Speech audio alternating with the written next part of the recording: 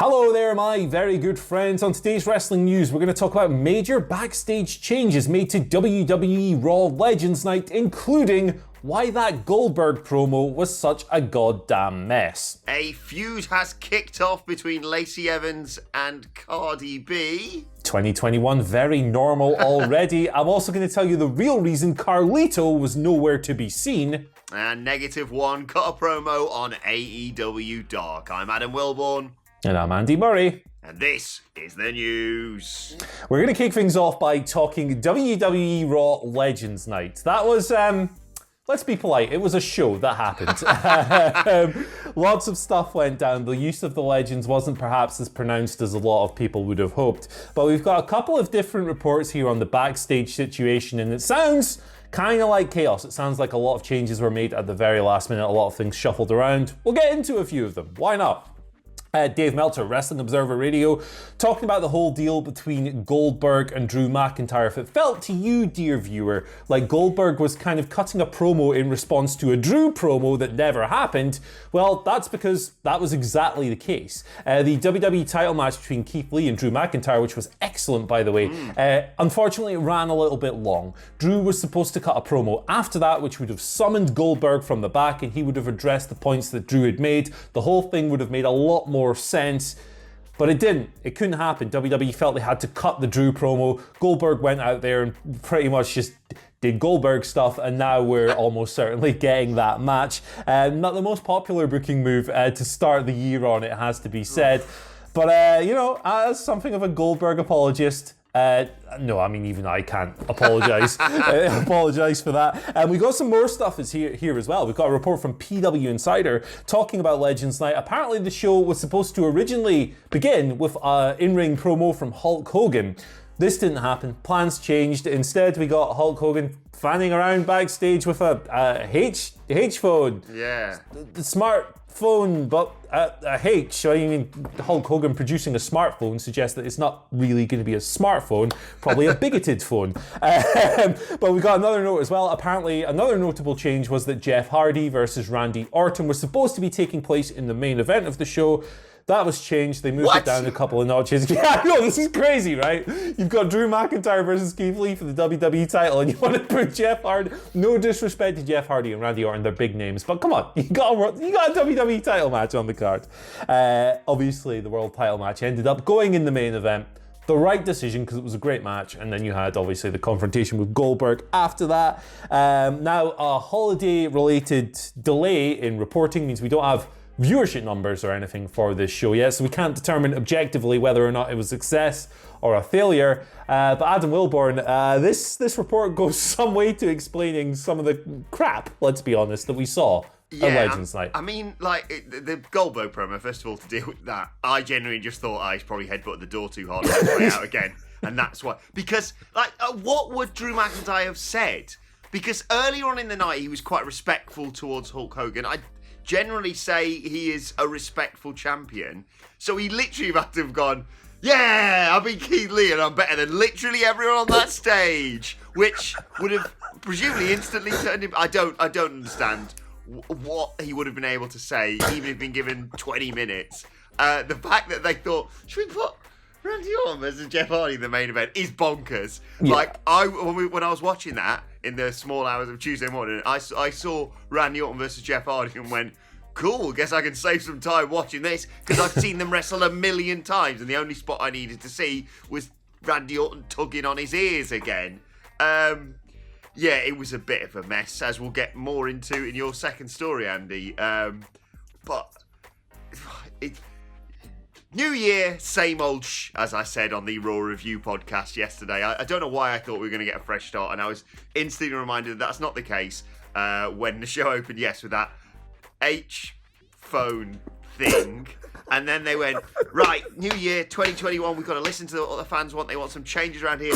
Miss TV! Let's go, baby! Oh, God, it was dreadful. But speaking of Legends Night, you may have seen as well that Cardi B was all over Twitter on Monday night because her name was dropped alongside, I think, one of the Kardashians and Ariana Grande by Tori Wilson in this whole spot where Angel Garza went to give Toria rose, and then she said, they're all the celebrities that are definitely here, they're in there. And it was to get the boogeyman to scare him and that sort of thing. So Cardi B starts getting tagged in all these tweets. She responds, "Oh, WWE, I used to watch that when it was good." And subsequently, this whole thing has kicked off with Cardi B shooting on Vince McMahon, which was just a nice little bit of fun. And then Lacey Evans sort of working this into some sort of feud. So, to fill you in, I'll try and censor myself. I apologise in advance to our editor. Cardi B tweeted, "WTF! This is not how my WWE debut was supposed to be. Vince McMahon, count your effing days." To which Lacey Evans quote tweeted that and responded, "Careful what you wish for, you nasty. We aren't Nicki Minaj. You'll get sent home with more than a busted eye." Okay.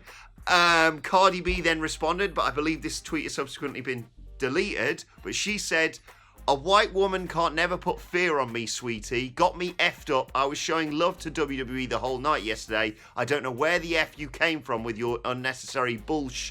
To which Lacey Evans responded, "Oh, bless your heart. I am Cardi B. You got it all wrong. I heard debut and was giving you a friendly heads up. But since you want to be a badass, keep me in mind when you show up to WWE. I'll kick your ass while listening to your music. Hashtag pull up." And Cardi B finished it all off by tweeting, "Wow, don't ever want to hear mother effers talking shh to me again." Andy, what's going on?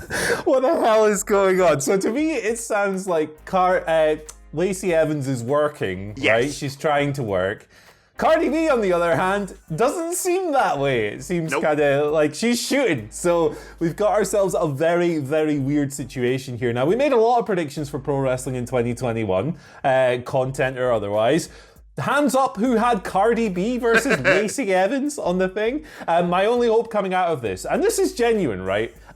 Is that WWE and Lacey haven't accidentally scorched maybe the opportunity to work with Cardi B by this situation unfolding. And I certainly hope there's no bad blood there. You know, a lot of wrestling purists will go, "No, WWE can't do anything with Cardi B. She's rubbish. She's a rapper. She's a celebrity." But like, man, at the end of the day, WWE is so far culturally removed from the zeitgeist. Professional wrestling in general is, in fact, that why wouldn't you collaborate with a global megastar? SummerSlam at one point. Yeah, man, like she's got 16 million Twitter followers. She's famous everywhere. She's got 38 million monthly listens on Spot. Cardi B's a star. Why wouldn't you just do like a one-off thing with her? But I'm not sure that her versus Lacey Evans is the answer. But I'm kind of here for the ride while it's going on. Yeah, you can have. I mean, at the end of the day, what is it saying? WAP. Certified freak, 7 days a week. Get Scott Sinus to wrestle for her. Job done. There you go. Problem solved. Let's move over to Carlito. From Cardi to Carly. Pretty good. Not a bad link. Good. The real reason Carlito wasn't at WWE Raw Legends Night, according to Wrestling Inc.'s Nick Hausman, is because WWE jumped the gun on announcing him. This is crazy. Candice Michelle missed the show as well, but no word on her situation. However, with Carlito, it's reported that WWE reached out to a number of people and said, "Hey, are you free for the show?" And then they just announced them before the people had actually agreed or confirmed that they were going to appear. So I guess Tony Bone in the WWE office was like, "Hi, Carlito, Tony Bone here. We'll put you on the show. Yeah, cool. And then before Carlito got back to them, they just put it out there. So I don't know how this happens in the world's biggest wrestling promotion with all the people they have there and all the brains they have going and an into ongoing that global pandemic, Andy. Let's not forget that. In the middle of a bloody global bastard. I didn't cover Raw Legends Night yesterday because I was off yesterday, but like just revisiting this show right now is melting my brain, so let's get the hell away from this. Yeah, you can't get away from it. You can't dodge that bullet that easy. 100% Carlito would have been involved in, I reckon, some sort of Carlito Bro segment with Matt Riddle, so I'm disappointed that we didn't get that. But I am pleased to announce that my best friends, Wade Barrett, Chris Jericho, and MJF, are all coming to my birthday party this summer. They haven't said they are, but this is my invitation to them, so I guess it's happening. Let's conclude with a lovely moment from AEW Dark, though. Brodie Lee Jr., aka -1, cutting a promo on Marco's stunt on last night's show. It's a genuinely heartwarming clip. Go out and watch it. Marco Stunt comes out. He's interrupted immediately by -1, aka, as I said, Brodie Lee Jr., who comes out and says, when I'm older and I fight you, I'm going to be so much taller. They're held apart. There's like Cody Rhodes, Matt Jackson, QT Marshall, even Tony Khan actually in there to hold him apart. Eventually, -1 breaks free of Cody and Matt Jackson, floors QT Marshall and chases Marco Stunt out of the arena. It's just yet another lovely touch in what is an awful period of time for AEW and obviously specifically the Huber family, Andy. Yeah, this was really heartwarming. They staged like a full-on wrestling angle with this and did the pull apart and the confrontation and everything. Just a lovely moment for a kid going through a really terrible time, obviously, who is reportedly, according to his mother and other people, like just such a massive pro wrestling fan. He must be, inside of himself, elated to have this opportunity to have these experiences in the middle of such an intense grieving process. It's difficult for everyone as well, but obviously kids who maybe process things in different ways. So I really like that AEW are looking after the family, doing right by them, letting them have these moments. Love the Brodie Lee Jr. man. And in 10 years now, he's going to come back and he's going to kick Marco Stunt's ass. Also, at the end of the show, he showed up with the Dark Order and said, hey, Luther, you look weird with that spot on your face. It's good stuff. And like Tony Khan on Twitter as well, coming out afterwards and saying Brodie Jr. wrote the promo himself. Yeah.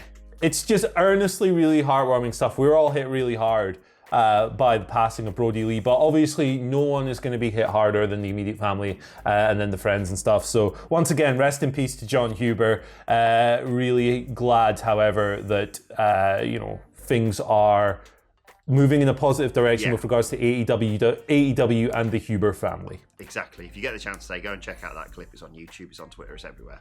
It'll be on whatculture.com. A link to this story, of course.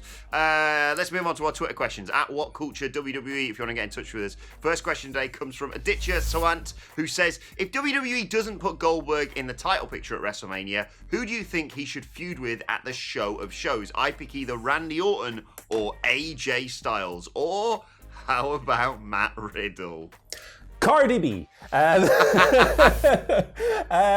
think AJ is a very compelling choice for me. I think he's one of the greatest wrestlers of all time, which, makes him a good opponent for anyone. But if you would fancy someone to kind of hold a Goldberg match together, maybe a little bit better than The Undertaker could at his stage in his career in Saudi Arabia, maybe a little bit better than The Fiend could, than Braun Strowman could, AJ's a guy I would trust in that spot. 4 or 5 minutes. AJ's not going to make any mistakes. He's an all-time great. I think that might be a good option. Yeah, I like that. I feel like AJ deserves more at WrestleMania than jobbing out to Goldberg. And I think this may actually happen. I think we're going to get hopefully a brief match at the Royal Rumble that Drew McIntyre wins, Claymoring Goldberg's head off his shoulders, retains the WWE Championship, but then immediately afterwards, out comes Miz, who's inexplicably Mr. Money in the Bank again, who gets screwed out of his cash-in by Goldberg, and then you can just have Miz and Morrison bumping all over the place like Dolph did at SummerSlam for Goldberg at WrestleMania. What do you reckon, Andy? Boom, I am here for that as well, brother. Second question today comes from Pranav on Twitter, who says, Happy New Year. Happy New Year to you too. What do you all think of Keith Lee winning the Rumble and then challenging Reigns for his belt? They could play off the Survivor Series from a couple of years ago. I think they'd have a spectacular match. I haven't considered them switching people up on brands, Andy. Yeah, that'd be a cool move, man, because it's not really something a lot of people have considered. So shout outs for the take. We're sitting here, we're talking about Daniel Bryan, we're talking about Goldberg as well, we're talking about Big E as a potential one. Keith Lee never really came into the equation in these discussions, so I think it's a really interesting shout. If you're going to have Big E kind of progress as an Intercontinental Champion for Meanwhile, I think it's a good shout. I think it'd be a great match. They have that history from Survivor Series. As you said, that closing stretch wasn't long, but it was awesome. And I would love to see it in a more prolonged setting on the biggest show of the year. Big E's still my pick for the Men's Royal Rumble, though. You're right. He has to win it. Surely. Come on. It's right there. Right. Final question today comes from Matt Ryan, a.k.a. Aussie Dead on Twitter, who says, who from NXT would you love to see be in the respective Royal Rumble matches? Rhea Ripley in the women's one's an easy shot for me. I think she is good to move on to another brand, and I think a Royal Rumble is a good way to do that. For the men's Rumble, man, let's just get Undisputed Era in there, all 4 of them. Have them run the match for a period. Have them come in one after the goddamn other and just rule the roost until, like, I don't know, like maybe a bunch of guys who are 7 feet tall come in and take care of them. I think that'd be a really cool way to have them go on a good run, establish them on a different show, on a different brand, and I would pop for it. Yeah, can't argue with that, to be honest. I mean, the list, I could sit here and probably name literally 30 people to go in each of those Rumbles from NXT I'd love to see. I'd love to see Kacy Catanzaro in there. Again, I want to see more mad spots with her doing stuff like Kofi Kingston does in the men's one, basically.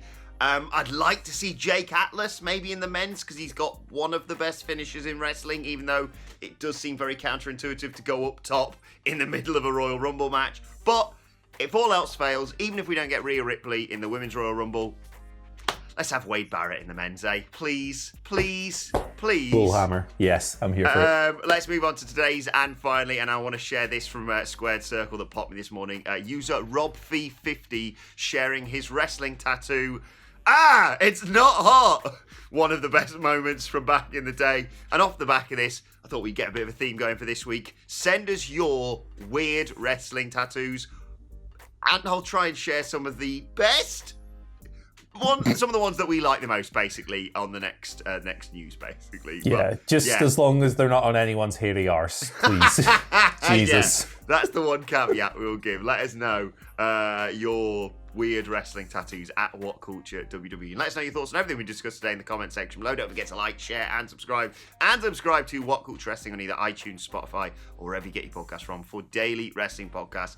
We've been doing the New Year's resolutions of WWE and AEW, and myself and the Dudley Boys are sitting down to preview the Wednesday Night War a little bit later on today. Plus, let us know your thoughts, Twitter questions, and wrestling tattoos not on your hairy arse at What Culture WWE. Watch there, you can follow both of us. You can follow Andy Murray at Andy H. Murray. The H stands for Happy Birthday Jacqueline. She's still the most badass women's wrestler in WWE history. I think it's maybe correct. What am I saying? Jackie's a badass.